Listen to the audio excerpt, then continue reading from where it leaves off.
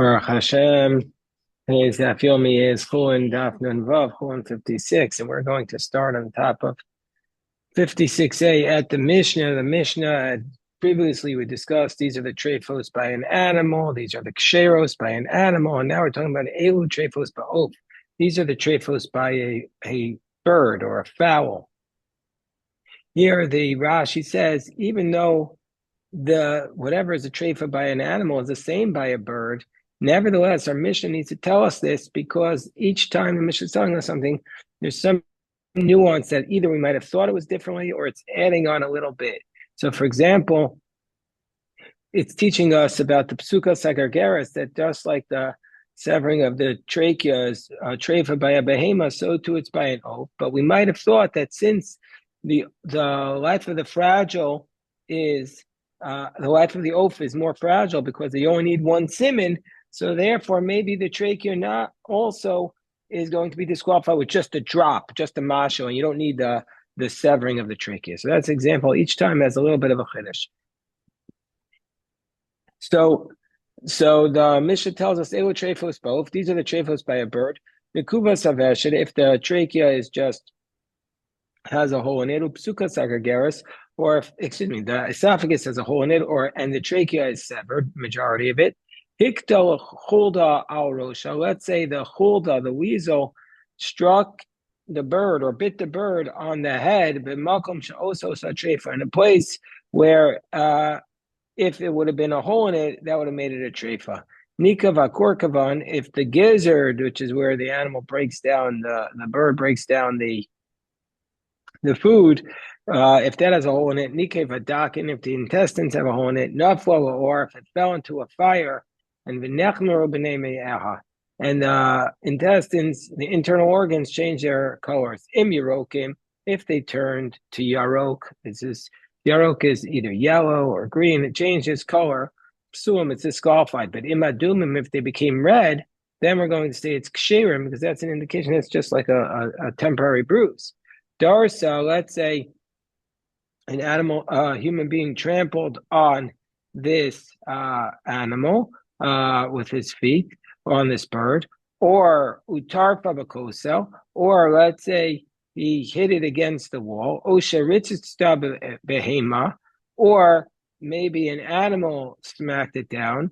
So in all these cases, umefarchasas, it's still like going through like quivering, vishasa me'es le'es, and then he waited 24 hours, vishachta, it's kshera. But Rashi says, even though, and as based upon the Gemara on Amud Beis, and also earlier, he's going to say that you're still going to, after you wait 24 hours, you still have to check those organs to make sure that they're not damaged too severely. So Rav Ushmuel Ulevi said the Amri. So we're talking about the Gemara is going to spend the first part of the daf talking about. Good morning, come on in, pull up a Gemara. Right here. No. What are you looking for? We're going to get the Chullin afterwards. Here's a Gemara. No, we daven at 7:10. First, we do Gemara. All right, and we're in 56a. No, I'm 56a. So here, let me give you the place. I'll show you what we're up to. We're talking about a case where a weasel bites the head of a bird. All right, Noam.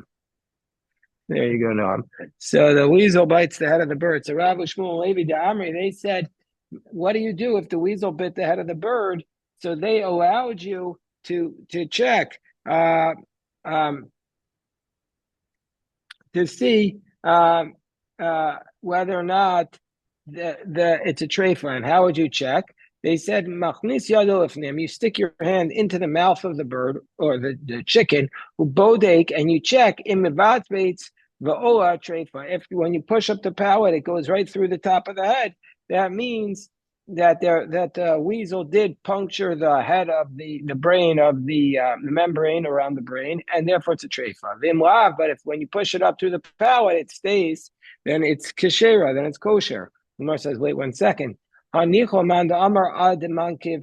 a dispute which we had earlier that what makes the hole in the brain a treifa is there's two membranes there. Does it require the puncturing of both or just one?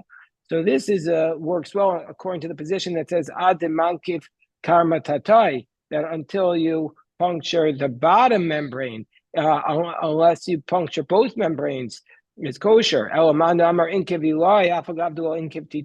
according to the position that says as long as the top membrane is punctured, even if the bottom one is not, it's going to be a treifa. Why is this a valid test? Why aren't we concerned that even it won't go up because the bottom membrane is not punctured, and that's why it's keeping the palate below and not allowing it to go up. So the Gemara says, no, he said the that if it was the case that the top membrane was punctured, then through the pressure it would have burst through. The palate would have burst through under those circumstances. Okay. Or the brain would have pushed through. So the Gemara says this idea that you could check for the weasel bite by sticking your hand into the palate and then pushing up the brain through the membrane, this idea was a dispute. Amar Zeiri aim bediko holda. Zeiri said, no, you can't check. If the weasel bit, you're done. Because the weasel's teeth are very thin. So the Gemara says, what does that have to do with anything? Who cares? So Rav Oshai explains, because the teeth are thin and also on a slant, and so therefore you're not going to know for sure. You're not going to know for sure where it actually was. Rashi says they're on a slant, and so therefore when the brain is pushed up, the parts of it will be sealed, and so therefore you won't be able to tell if the brain was punctured just by pushing it up. It's on a slant. We're on 56a Boker Tov. So the Gemara says Kisalaku Nahardai when Zeiri went to Nahardai. Kisalaku Nahardai when Rashi says he went from Bavel to Nahardai. What does that mean? Bavel to Nahardai. That's a whole Indian, but we'll leave that for another time. Kisalaku Nahardai Shalchu. He sent back to them in Bavel, that thing that I told you that you can't check if a weasel bites the top of the bird, you can't check it to see if it's kosher. That thing that I sent to you, I made a mistake. Actually, what they really said was, you could check the weasel bite with a hand, but not with a nail. What does that mean? You could check it by sticking your hand in the palate and pushing up, and if the brain pops out, that's an indication that the membrane was punctured and it's not kosher. But you can't check it by sticking your nail over the top of the membrane and thereby picking up if there would be a nick in it and a hole in it. That's not a good way to check. Why is that not a good way to check? We'll see why in a moment. Rabbi Yochanan Amar Afin Masmar, he said you could also check with a nail. Pukta, the Rabbi, and this is actually a dispute between Rabbi Yehuda and Rabbi Nechemia. This was a dispute between them. One checked with their hand and one checked with the nail. Man the badak biyada, the one who checked with his hand. The man the badak b'machta. He said to the position of the one who checked with the nail or the needle. He said, Ad matayata.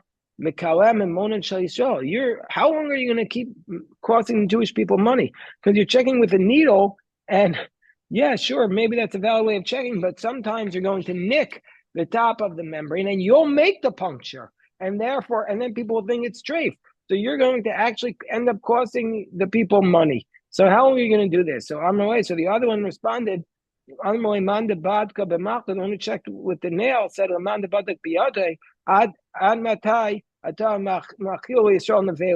how long are you going to keep feeding the Jewish people non-kosher food? You had a question, huh?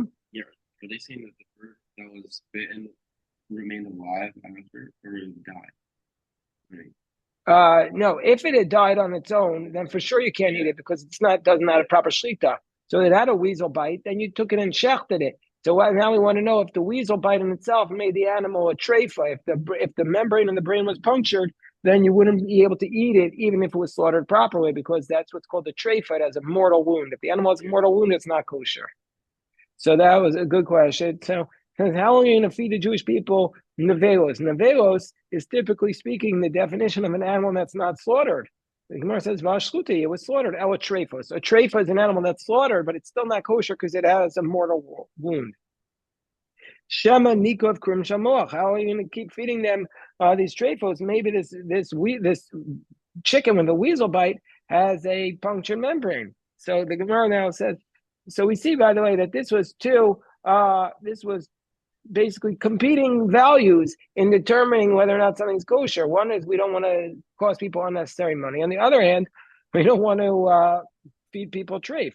So to time the Rabbi Yehuda, the Gemara says we can conclude that Rabbi Yehuda is the one who checked with his hand. The Tanya Rabbi Shimon ben Elazar, Rabbi Shimon, Rabbi Yehuda, bodkin l'chulta b'yad of b'masmar.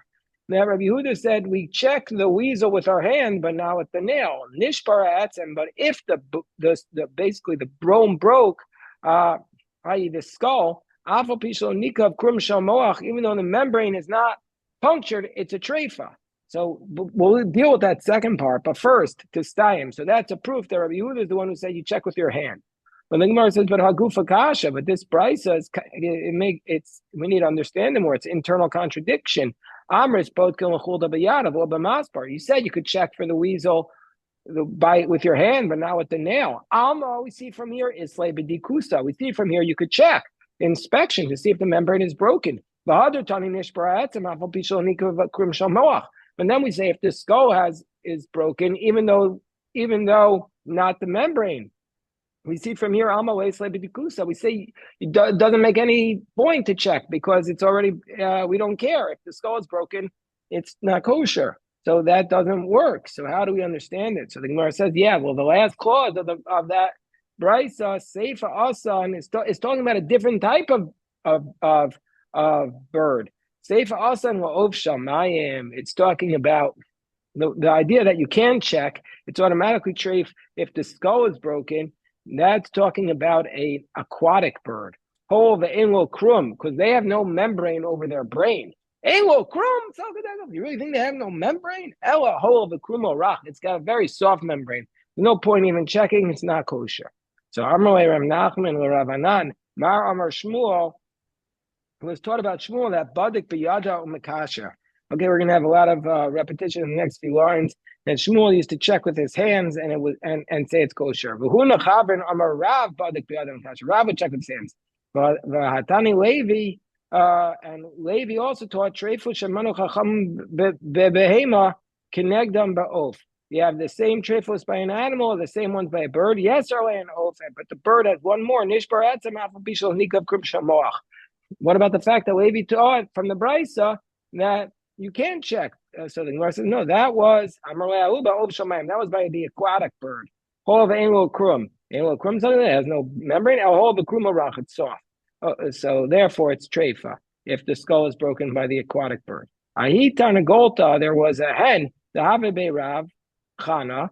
So that Rav Chana had a hen, Shadra Kamed Ramasma, and he sent it to Ramasma. And what was the case here? Nishbar Atzem Ho Nikav Krum Shamoch. The bone was broken, the skull was broken, but not the membrane. So Wonikov Krum Shamochavi, the Achshrei said it's kosher. Amoy Vatani Levi Trefos, Shemanocham Bebehem Kinagdam Oath, Yasrohem Oath, Nishbaratzim Alpiso Nikov Krum Shamel. But in this case where the skull was broken, Levi said it was not kosher. Amoy Hasam of Shamayim. No, that case was by the aquatic bird. All the animal krum, Ema hold the krum. Okay, so we see that there's a distinction by a regular chicken.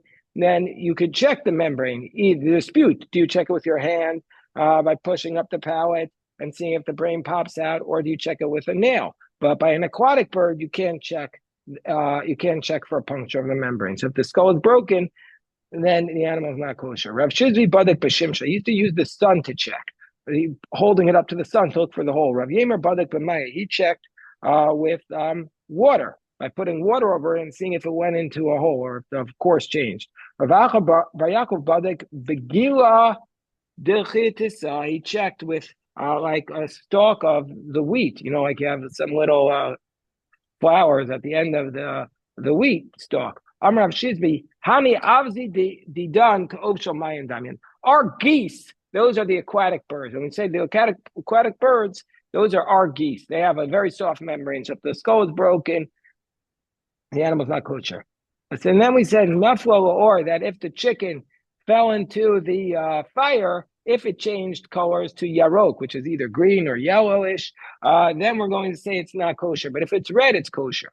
So I'm Rabbi Yochanan Mishem Rabbi Yossi ben Yeshua, shiur yeruko, son. How much of the animal needs to change colors in order for it to be not kosher? The size of this yarok is kashir nekuvasan. It's like the size of if there's a hole, it becomes disqualified as a treifa.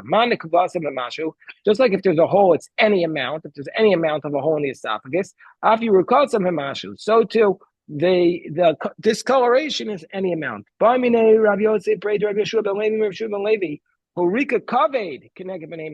say if the liver turned this yellowish green, what would be the law? So Amarle treifa. So he said it's not kosher. So they asked him. Rabbi Yosef, his son, asked his father, I don't understand. If parts of the liver are removed, it's still kosher. So why, if it changes color, if parts of it change color, is it not kosher? Amarava kivin she'rika kaved kineged b'nei me'ayim b'yadua shenafol or v'nechmeru b'nei me'ayim v'treifa. Since the liver is changing colors, it's not the fact that it's the liver itself that's changed colors. It's the fact that that's an indication that the other internal organs of the animal have been affected, and therefore it's not kosher. Rabbi Shimon Levi had Rabbi Shimon Levi had a hen. We know that Rabbi Shimon Levi, he was the only one who jumped into the Garden of Eden while he was still alive. That's the Gemara in Ksubos. Anyway, Rabbi Shimon Levi had a hen. Shadra Kamei to Rabbi Elazar a copper. He sent it by Rebbe. So he sent it to Rabbi Elazar a copper. Amarle Yerokon Havu. He says this hen is yarok and it's kosher. Gemara said, wait 1 second. Vanan tanan yarokim psul. We said yarok is not kosher. And Gemara says, lo amru yarokim psul. When do we say yarok is not kosher? Ela the korkavan. What's the korkavan? Korkavan is the gizzard. An animal has a bird, a chicken has the food goes down the esophagus. It goes into the crop. The crop stores it, and when it needs it, it goes into the gizzard, and then the gizzard digests it, grinds it down. So if the korkavan, if those things change color, that's when it's not kosher. The korkavan, the heart, or the liver. But the other animals, if the other parts of the animal turn yarok, it's kosher. With these internal organs, they said if it changes color, it's not kosher. But korkavan, belevu b'kaved. Korkavan the lev and the kaved. Rabbi Yitzchak bar Yosef, Havle Ahutan Goltai. Rabbi Yitzchak bar Yosef had a hen. Shajal Kamid Rabbi Avo, Amarle Aduminavu v'trofu treifa. He sent it to Rabbi Avo. They said it's red and it's not kosher. Gemara says we just said if it turns red, it's kosher. Vanan tanan adumim ksher. Amarle adumin shehuriku v'yerokin sheidimu treifa. No, if it changes from red to yellow or from yellow to red, that's treifa. Lo amro adumin ksher. When did they say if it's red, it's kosher? Those are by the organ that it was already red. Balev, the korkavan, the kaveh, the heart, the korkavan, and the liver. Amarav Shmuel Bar Chia Amarav, money adumin sholiriku. So this is a very important yesod coming up. Very important point about halacha. Let's say you have a red part of the animal that turned yellow, vishalkan, and you cooked it. V'chadr ve'edimu, and after you cook it, it goes back to being red. Well, that's ksherin. That shows that it was kosher. It was never really yellow. My time, a kutra ayo bahu. It was just some smoke in it that turned it yellow, but it wasn't really yellow, so it's kosher.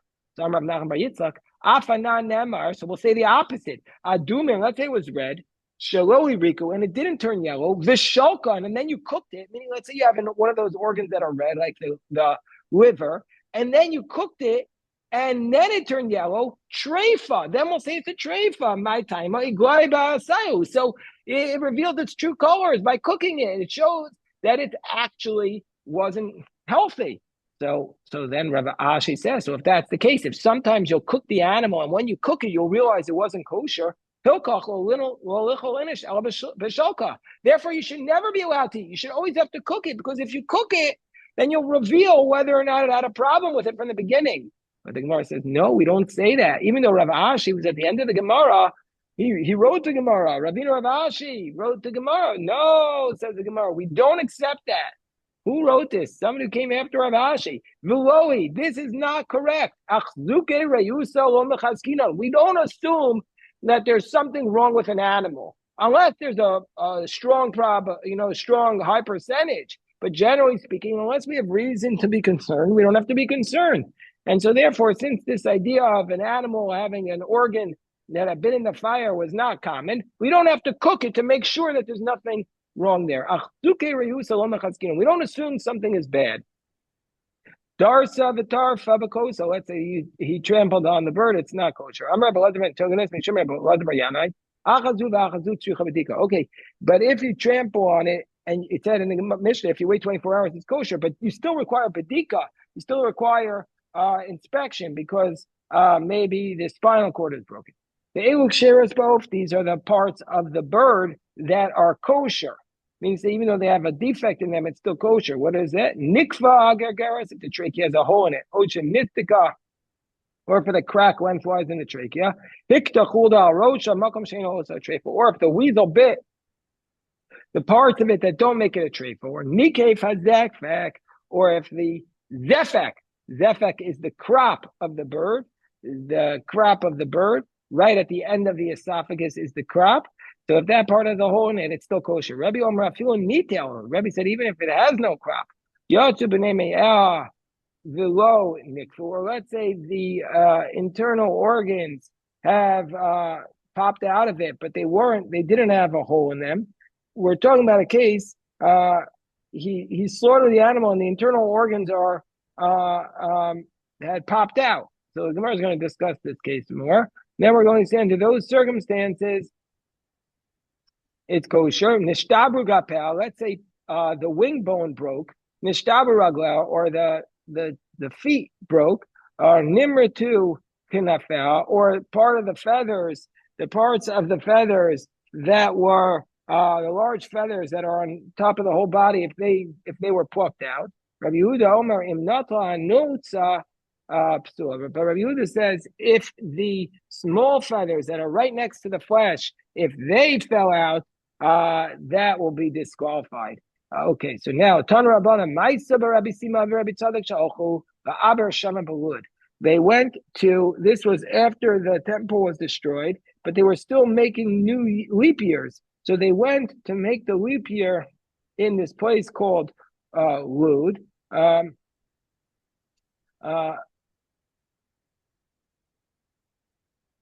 So even though most of the Tanaim at this time were living in the Galilee, they still traveled all the way to Ben Gurion Airport to make the leap year. They shoved to the Ono. And what happened was they spent Shabbos in Ono.